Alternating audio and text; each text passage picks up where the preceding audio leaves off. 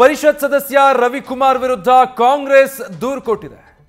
ಸಭಾಪತಿ ಹೊರಟ್ಟಿಗೆ ಪರಿಷತ್ ಸದಸ್ಯ ರವಿಕುಮಾರ್ ವಿರುದ್ಧ ಕಾಂಗ್ರೆಸ್ ನಾಯಕರು ದೂರು ಕೊಟ್ಟಿದ್ದಾರೆ. ಜೊತೆಗೆ ಮಹಿಳಾ ಆಯೋಗಕ್ಕೂ ಕೂಡ ದೂರು ದಾಖಲಿಸಿದ್ದಾರೆ. ರವಿಕುಮಾರ್ರನ್ನ ಪರಿಷತ್ನ ಸದಸ್ಯತ್ವದಿಂದ ಅಮಾನತು ಮಾಡಬೇಕು ಅಂತ ಹೇಳಿ ಆಗ್ರಹಿಸ್ತಾ ಇದ್ದಾರೆ. ಅವರ ವಿರುದ್ಧ ಕಾನೂನು ಕ್ರಮ ಕೈಗೊಳ್ಳಬೇಕು ಅಂತ ಒತ್ತಾಯಿಸಿ ದೂರು ಕೊಟ್ಟಿದ್ದಾರೆ. ಸಭಾಪತಿಗಳಿಗೆ ಮತ್ತೆ ಮಹಿಳಾ ಆಯೋಗಕ್ಕೂ ಕೂಡ ಕಾಂಗ್ರೆಸ್ನ ಸದಸ್ಯರು ರವಿಕುಮಾರ್ರ ವಿರುದ್ಧ ದೂರು ಕೊಟ್ಟಿದ್ದಾರೆ. ಕೆಪಿಸಿಸಿ ಪ್ರಧಾನ ಕಾರ್ಯದರ್ಶಿ ಮನೋಹರ್ರ ನೇತೃತ್ವದಲ್ಲಿ ದೂರು ಕೊಟ್ಟಿರೋದು. ದೂರಿನಲ್ಲಿ ಏನಿದೆ, ಯಾವ ಕಾರಣಕ್ಕೆ ದೂರು ಕೊಟ್ಟಿದ್ದಾರೆ, ಅಮಾನತು ಮಾಡೋದಕ್ಕೆ ಅಂತ. ಅವರು ರಾತ್ರಿ ರಾಜ್ಯ ಸರ್ಕಾರಕ್ಕೆ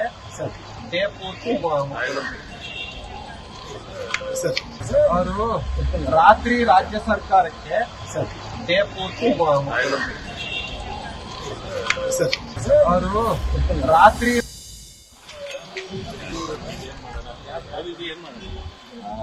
ಇದು ರವಿಕುಮಾರ್ ಅವರು ಆಡಿರುವಂತಹ ಮಾತುಗಳು. ಅದರ ವಿಡಿಯೋ ರೆಕಾರ್ಡಿಂಗ್ ಕ್ಲಿಪ್ಪಿಂಗ್ಸ್ ನೀವು ನೋಡ್ತಾ ಇದ್ರಿ.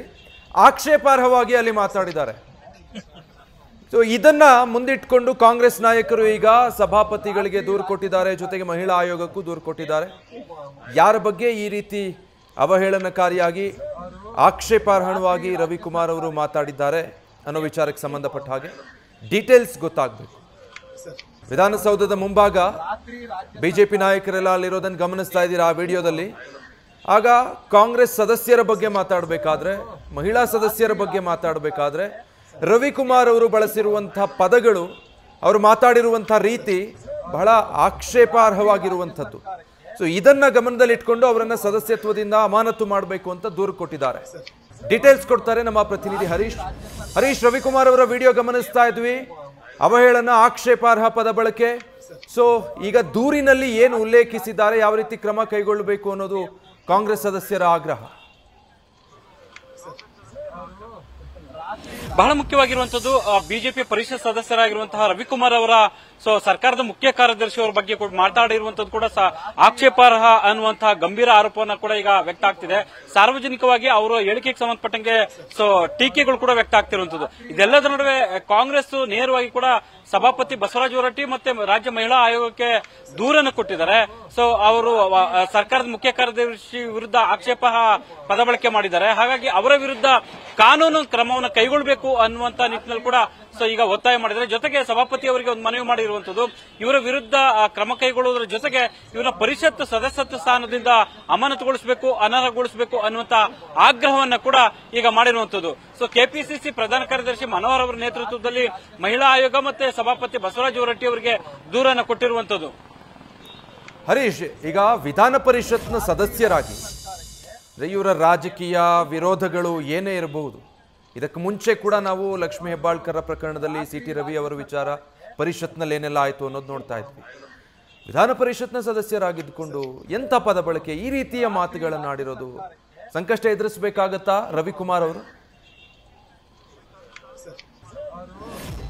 ಖಂಡಿತವಾಗಿ. ಯಾಕಂತಂದ್ರೆ ಈ ಹಿಂದೆ ಕೂಡ ಕಲಬುರಗಿ ಜಿಲ್ಲಾಧಿಕಾರಿ ವಿರುದ್ಧ ಕೂಡ ಹೇಳಿಕೆ ಕೊಟ್ಟಿದ್ದು ಸಾಕಷ್ಟು ಕೂಡ ಟೀಕೆಗೆ ಕಾರಣ ಆಗಿತ್ತು. ಸೊ ಬಿಜೆಪಿ ಒಂದು ಹಂತದಲ್ಲಿ ಇದನ್ನು ಸಮರ್ಥಿಸಿಕೊಳ್ಳಕ್ಕಾಗದೇ ಇರುವಂತಹ ಪರಿಸ್ಥಿತಿ ಕೂಡ ನಿರ್ಮಾಣ ಆಗಿತ್ತು. ಹಾಗಾಗಿ ಈ ಪ್ರಕರಣದ ವಿಚಾರಕ್ಕೆ ಸಂಬಂಧಪಟ್ಟಂಗೂ ಬಿಜೆಪಿಯವರು ಯಾರು ಕೂಡ ಅಷ್ಟಾಗಿ ಸಮರ್ಥನೆ ಮಾಡ್ಕೊಳ್ತಕ್ಕಂಥ ಪ್ರಯತ್ನಕ್ಕೆ ಮುಂದಾಗಿಲ್ಲ. ಯಾಕಂದ್ರೆ ಸಹಜವಾಗಿ ಕೂಡ ಈ ರೀತಿ ಆಕ್ಷೇಪರ ಪದ ಬಳಕೆ ಆಗಿರುವಂತಹ ಹಿನ್ನೆಲೆಯಲ್ಲಿ ಬಿಜೆಪಿ ಅಂತರವನ್ನ ಕಾಯ್ದುಕೊಂಡಿದೆ ರವಿಕುಮಾರ್ ಅವರ ಹೇಳಿಕೆಯಿಂದ. ಹಾಗಾಗಿ ಮುಂಬರುವ ದಿನಗಳಲ್ಲಿ ಕಾನೂನು ಸಂಕಷ್ಟ ಎದುರಾಗಬಹುದು ಅನ್ನುವಂಥದ್ದು ಕೂಡ ಈಗ ಕೇಳಿಬರ್ತಿದೆ. ಹಾಗಾಗಿ ರವಿಕುಮಾರ್ ಅವರ ವಿರುದ್ಧ ಕಾಂಗ್ರೆಸ್ ಕಾನೂನಾತ್ಮಕವಾದಂತಹ ಹೋರಾಟಕ್ಕೆ ಈಗ ಮುಂದಾಗಿರುವಂತದ್ದು. ಥ್ಯಾಂಕ್ ಯು ನಿಮ್ಮ ಮಾಹಿತಿಗೆ. ಬಿಜೆಪಿ ಪಕ್ಷದಿಂದ ಯಾರು ಕೂಡ ಇದನ್ನ ಸಮರ್ಥಿಸಿಕೊಳ್ತಾ ಇಲ್ಲ ಅಥವಾ ಇದರ ಬಗ್ಗೆ ಯಾರು ಕೂಡ ರಿಯಾಕ್ಟ್ ಮಾಡ್ತಾ ಇಲ್ಲ. ಯಾಕಂದ್ರೆ ರವಿಕುಮಾರ್ ಅವರು ಮಾತಾಡಿರುವಂತಹ ಮಾತುಗಳು ಹಾಗಿದೆ. ಅಷ್ಟು ಆಕ್ಷೇಪಾರ್ಹ ಮಾತುಗಳನ್ನು ಅವರು ವಿಧಾನಸೌಧದ ಮುಂಭಾಗ ಅಲ್ಲಿ ನಿಂತು ಸರ್ಕಾರದ ಕಾರ್ಯದರ್ಶಿಯ ಕುರಿತು ಆ ರೀತಿ, ಮಹಿಳಾ ಅಧಿಕಾರಿಯ ಕುರಿತು ಆ ರೀತಿಯಾಗಿ ಮಾತಾಡಿರೋದು ಖಂಡನೀಯ, ಆಕ್ಷೇಪಾರ್ಹ. ಅದನ್ನು ಯಾವುದೇ ರೀತಿಯಲ್ಲೂ ಸಮರ್ಥಿಸಿಕೊಳ್ಳೋದಕ್ಕೆ ಸಾಧ್ಯ ಆಗೋದಿಲ್ಲ. ಅದಕ್ಕೆ ಸಮರ್ಥನೆಗಳಿಲ್ಲ. ಈ ಕಾರಣಕ್ಕಾಗಿ ರವಿಕುಮಾರ್ರನ್ನ ಯಾರು ಈ ವಿಚಾರದಲ್ಲಿ ಸಮರ್ಥಿಸಿಕೊಳ್ಳೋದಕ್ಕೆ ಸಾಧ್ಯ ಇಲ್ಲ.